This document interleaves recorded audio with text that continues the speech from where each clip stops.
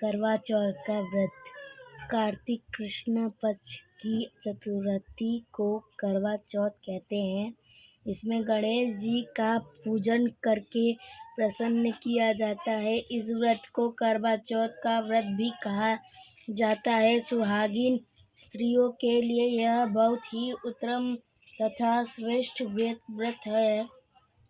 स्त्रियों इस व्रत को अपने पति की दीर्घायु के लिए करती हैं।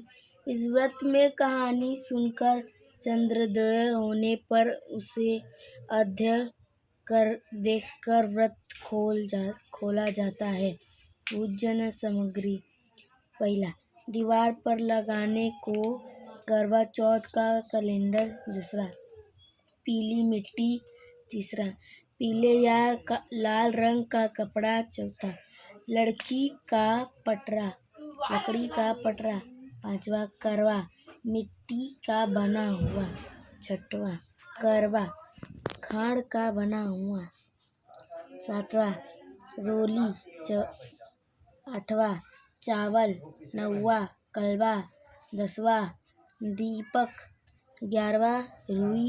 12वां, घी। 13वां, फूल माला। 14वां, पूरी पूजा। 15वां, बतासे। 16वां, फल मिठाई। और 8वां, शुद्ध जल। व्रत करने की विधि: इस दिन प्रातः काल उठकर सुहागिन स्त्रियों को घर की साफ सफाई आदि करके स्नानादि से तैयार होकर पूरे दिन निर्जल उपवास करना चाहिए। जो स्त्री बीमार हो दवाई ले सकती है। शाम के समय अपने पूजा स्थान को स्वच्छ कर ले तथा नए वस्त्र आभूषण पहन कर पूजा करने बैठ जाए। सबसे पहले दीवार पर करवा चौथ का कैलेंडर चिपका लेना चाहिए। फिर पीली मिट्टी से माता पार्वती का पवित्र स्वरूप बना लेना चाहिए।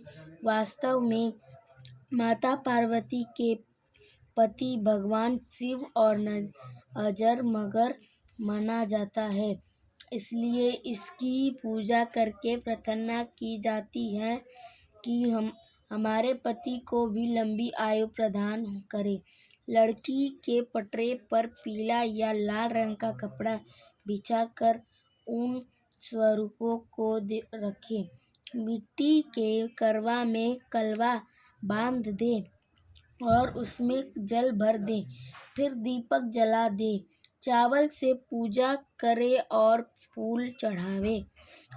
इसके बाद में फल मिठाई आदि समर्पित करें। खाड़ या चीनी का बना हुआ करवा भी वहीं लाकर रख लें तथा उसमें 4 बतासे डाल दें।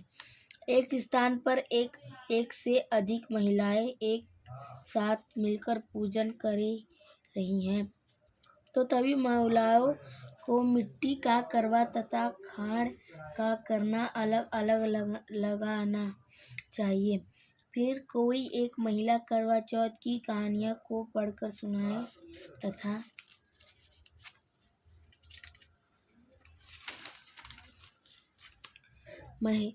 तथा शेष महिलाओं सुने। कहानी सुनने के बाद आरती करें। फिर खाड़ के करवे में 7 पुए रुपए रखकर बयाना निकालकर अपने से बड़े को दे दें। अपनी से बड़े महिलाओं के पैर छूकर आशीर्वाद लेना चाहिए। रात को जब आकाश में चंद्रमा निकल आए तो उसे मिट्टी के करवे में भरे हुए जल से अर्घ्य देना चाहिए। इसके बाद अपने पति तथा बड़ों में सास ससुर जेठ जेठानी आदि हो तो उनके भी चरण स्पर्श करना चाहिए। इसके बाद भोजन ग्रहण करना चाहिए। इस प्रकार से यह व्रत संपूर्ण होता है। करवा चौथ का व्रत की पहली कथा 1। साहूकार के 7 लड़के और 1 लड़की थी। सेठानी ने सहित उसकी बहुओं और बेटी ने करवा चौथ का व्रत रखा था। रात्रि को साहूकार के लड़के भोजन करने लगे तो उन्होंने अपनी बहन से भी भोजन करने के लिए कहा। इस पर बहन ने उत्तर दिया, भैया अभी चांद नहीं निकला है, इसके निकलने पर अद्य देखकर भोजन करूंगी। बहन की बात सुनकर भाइयों ने क्या काम किया कि नज़र से बाहर जाकर अग्नि जला दिया और छलनी ले जाकर उसमें से प्रकाश दिखाने लगे। बहन ने अपनी भाइयों से कहा कि आओ तुम भी चंद्रमा को अर्घ्य दे लो, परंतु भाइयों इस कारण को जानती थी। उन्होंने कहा, भाई जी अभी चांद नहीं निकला, तुम्हारे भाई तुमसे धोखा करते हैं, अग्नि का प्रकाश छलनी से दिखा रहे हैं। भाइयों की बात सुनकर भी उसने कुछ ध्यान नहीं दिया और भाइयों द्वारा दिखाए गए प्रकाश को ही अर्घ्य देकर भोजन कर लिया। इस प्रकार व्रत भंग करने से गणेश जी उसे पर अप्रसन्न हो गए। इसके बाद उसका पति सखत बीमार हो गया और जो कुछ धन घर में था उसकी बीमारी में लग गया। जब उसे अपने किए हुए दोषों का पता लगा तो उसने पश्चाताप किया। गणेश जी की प्रार्थना करते हुए विधि विधान से पुण्य चतुर्थी का व्रत करना आरंभ कर दिया। श्रद्धानुसार सबका आदर करते हुए सबके आशीर्वाद ग्रहण करने में मन को लगा दिया। इस प्रकार इसके श्रद्धा भक्ति सहित क्रम को देखकर भगवान गणेश उससे पर प्रसन्न हो गए और उसके पति को जीवन दान देकर और उसे आरोग्य करने के पश्चात धन संपत्ति से युक्त कर दिया। इस प्रकार जो कोई छल कपट हो त्याग कर श्रद्धा भक्ति से चतुराई का व्रत करेंगे, वे सब प्रकार से सुखी होते हुए कलेशों से मुक्त हो जाएंगे। करवा चौथ व्रत का दूसरा कथा। एक अंधी बुढ़िया थी जिसका एक लड़का और लड़के की बहू थी। वह बहुत गरीब थी। वह अंधी बुढ़िया नित्य प्रति गणेश जी की पूजा किया करती थी। गणेश जी साथ समुन्नत आकर कहते थे कि बुढ़िया माई तू जो कहे सो मंगले। बुढ़िया कहती, मुझे मांगना नहीं आता, सो कैसे और क्या मांगू। तब गणेश जी बोले कि अपने बहू बेटे से पूछकर मांग ले। तब बुढ़िया ने अपने पुत्र और बहू से पूछा तो बेटा बोला कि धन मांग ले और बहू ने कहा कि पोता मांग लो। तब बुढ़िया ने सोचा कि बेटा बहू तो अपने अपने मतलब की बातें कर रहे हैं। अंत उस बुढ़िया ने पड़ोसियों से पूछा तो पड़ोसियों ने कहा कि बुढ़िया तेरी थोड़ी सी जिंदगी है, क्या मांगे धन और पोता, तू तो केवल अपने नेत्र मांग ले जिससे तेरी शेष जिंदगी सुख से व्यतीत हो जाए। उस बुढ़िया ने बेटे बहू तथा पड़ोसियों की बात सुनकर घर में जाकर सोचा, जिससे बेटा बहू और मेरा सबका भला हो वह मांग लूं। जब दूसरे दिन श्री गणेश जी आए और बोले, बुढ़िया क्या मांगती है, हमारा वचन है जो तू मांगेगी सो ही पाएगी। गणेश जी के वचन सुनकर बुढ़िया बोली, हे जनान, यदि आप मुझे पर प्रसन्न है तो मुझे 9 करोड़ की माया दे, निरोगी क्या दे, अमर सुहाग दे, आंखें में प्रकाश दे, नाती पोता दे, समस्त परिवार को सुख दे और अंत में मोक्ष दे। बुढ़िया की बात सुनकर गणेश जी बोले, बुढ़िया माँ तूने तो मुझे ठग लिया और खैर जो कुछ तूने मांगा लिया वह सब मुझे मिलेगा। वह सब तुझे मिलेगा। इस प्रकार कहकर गणेश जी अंतर्धान हो गए हैं। गणेश जी जैसे बुढ़िया माँ को मांगे अनुसार अपने सब कुछ दिया है, वैसे ही सबको देना और हमको भी देना की कृपा करना। करवा चौथ की तीसरी कथा, सती द्रौपदी द्वारा किए गए व्रत का कथा। एक समय बड़ू पुत्र अर्जुन नीलगिरी पर्वत पर तपस्या करने चले गए। उनके पीछे उनके भ्राता और द्रौपदी को अनेक संकटों का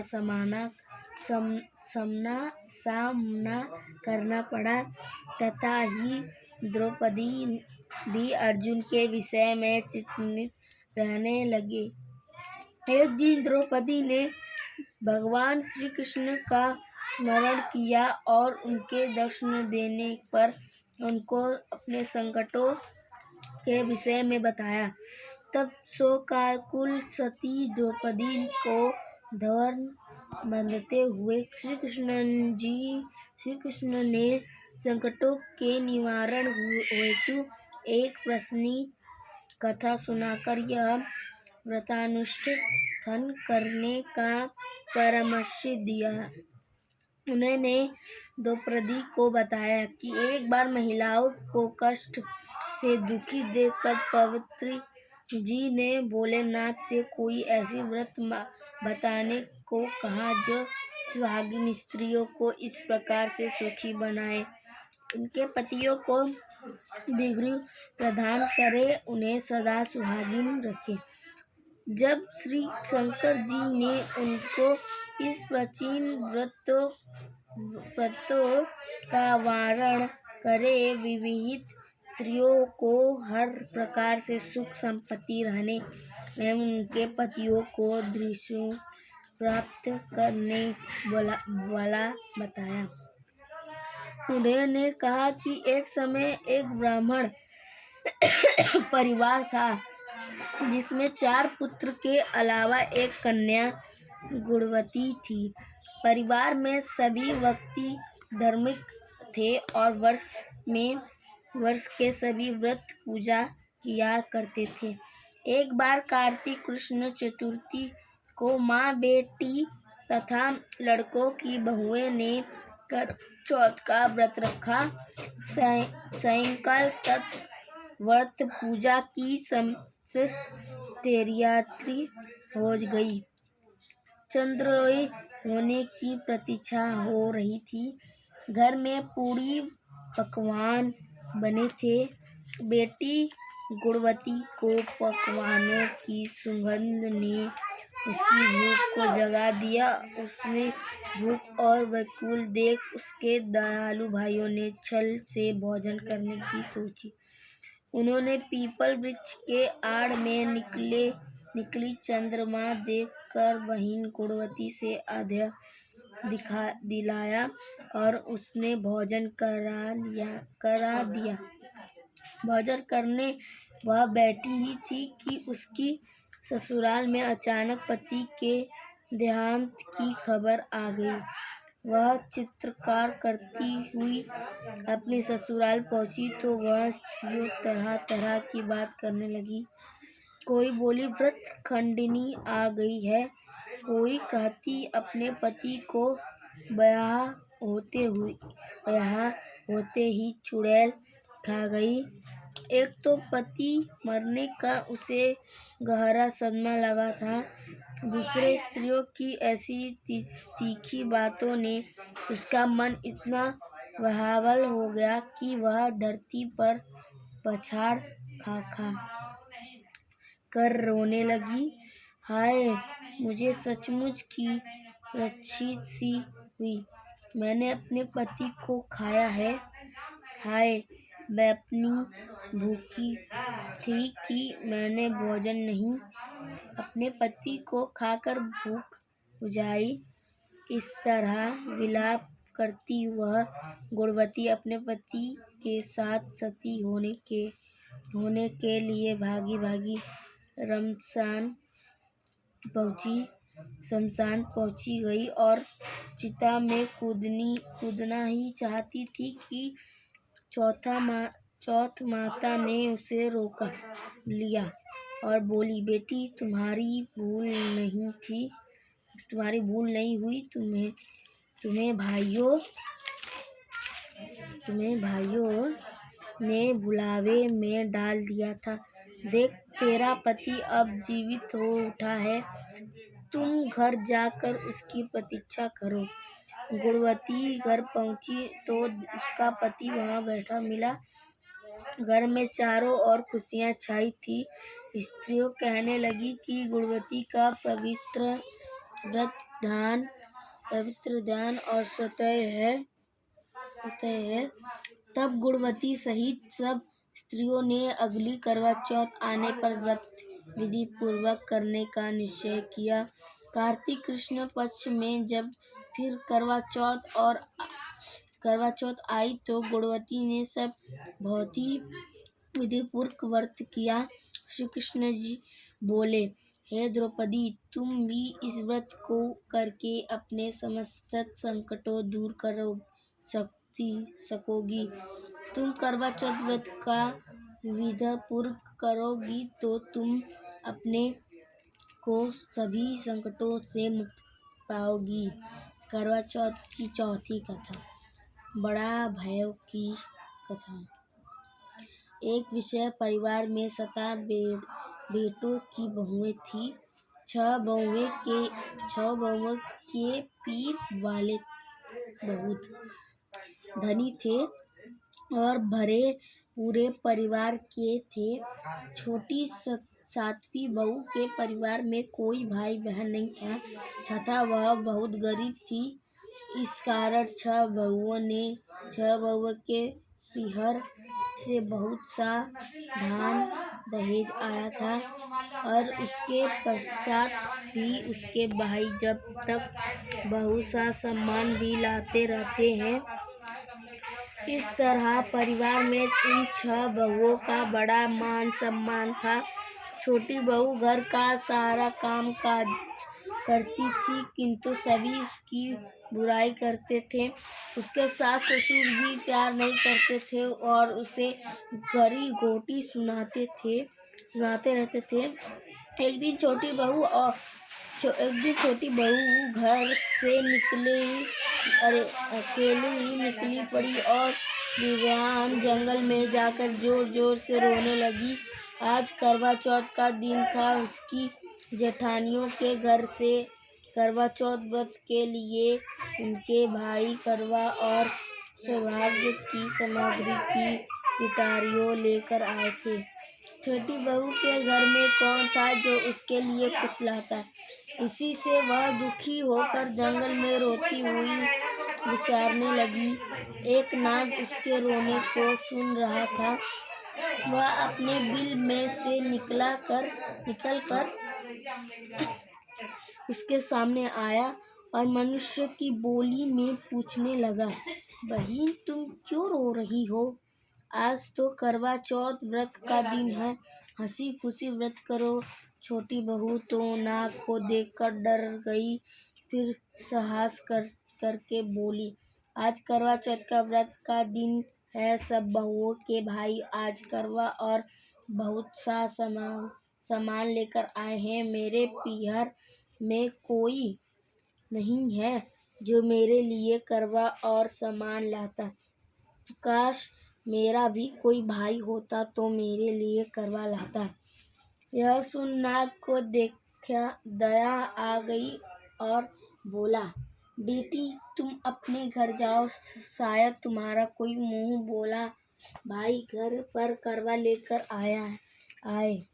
यह सुन छोटी बहू घर आकर संतोष से सब कामों में लग गई। कुछ देर बाद एक मनुष्य आया और छोटी बहू की सास से बोला, मैं तुम्हारी छोटी बहू का भाई हूँ। उसके बचपन में ही मैं बाहर जाकर रहने लगा था। जब घर आया हूँ, आज करवा चौथ है। मैं उसके लिए करवा और सुहाग पिटारी तथा कपड़ा लाया हूँ। सास ससुर और सभी बहुएं उसके लाए हुए बहुमूल्य सामान को आंखें फाड़ फाड़ कर देखने लगी। वह इतना सामान और इतना बेशकीमती। छोटी बहू ने प्रसन्न होकर अपने भाई को सत्कार किया और सास ससुर ने भी उसको प्रेम से भोजन दी आदि करा कर विश्राम करने को कहा। करवा चौथ का व्रत हंसी खुशी हो गया। अगले दिन छोटी बहू का भाई उसकी सास से बोला, माता जी, मैं बहन को कुछ दिन घर ले जाकर रखूंगा, आप इसे मेरे साथ भेज दें। सास ने उसे प्रसन्नता पूर्वक उस भाई के साथ भेज दिया। वह मनुष्य रूप में नागों का राजा था। वह उसके ससुराल से अपने महल में लेकर आया और बोला, बहन, तुम जितने दिन रह सको यह हंसी खुशी रहो, अपनी इच्छा अनुसार खाओ पियो, सारे महल में मर्जी हो वहाँ घूमो, लेकिन यह ध्यान रखना कि सामने वाली नदी का ढक्कन उठाकर कुछ देखना नहीं। छोटी बहू भाई के महल में आराम से रह रही थी। एक दिन जब भाई कहा गया था तो उसने नौद का ढक्कन उठाकर देखने का विचार किया। उसने सुने महल में नौद के ढक्कन को उठाया तो उसमें नाग के बच्चे इधर उधर घूमते मिले। जब उसे किसी से आने का आभास हुआ तो उसने जल्दी से वह ढक्कन को रख दिया। जल्दी में ढक्कन रखने से एक नाग के बच्चे की पूंछ पर ढक्कन पड़ गया और वह उससे काट गई। शाम को नाग भैया आया। बहन ने सच बता कर अपनी गलती मानते हुए भाई से क्षमा मांगी। नाग भैया ने उसे क्षमा कर दिया। वह पूंछ कटा नाग बड़ा नाम से बड़ा चिढ़ता था। उसने एक दिन नागिन माँ से पूछा। उसकी माँ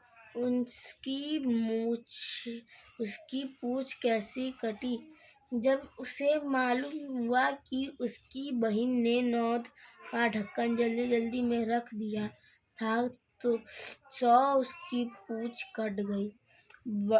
बड़ा बोला, मैं उससे बदला लूँगा, मैं कुछ नहीं जानता। माँ ने इसे समझाया कि यह गलती से हुआ था, जानकर तो नहीं किया था। बड़ा बोला, बढ़ा, यह मैं नहीं जानता, मैं उसे जरूर बदला लूँगा। एक दिन बड़ा अपनी बहन के घर चुपचाप पहुंचकर छिप गया। वह अवसर की तक में था कि उसे काट कर घायल करे।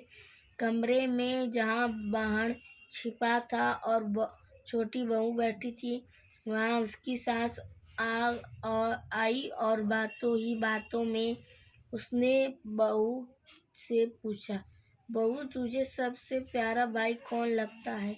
बहू ने तुरंत प्रसन्न होकर कहा, माता जी, मुझे जो बड़ा भाई सबसे प्यारा लगता है। बड़ा यह बात सुन रहा था। वह सोचने लगा, मुझे धिक्कार है तो मैं अपनी बहन को जानबूझकर काटने आ गया हूँ। वह वहाँ से चुपचाप लौटने लगा कि तभी उसे याद आया कि कल करवा चौथ का व्रत होने वाला है। उसने वहाँ से लौटकर करवा और अन्य ढेर सारा सामान इकट्ठा किया और अपनी बहन के घर लेकर पहुँच गया। बहन और सास ने उसका बहुत प्यारा से स्वागत किया, सत्कार किया। जब वह अपने घर पहुँचा तो माँ ने पूछा, क्या तुमने अपनी बहन से बदला ले लिया?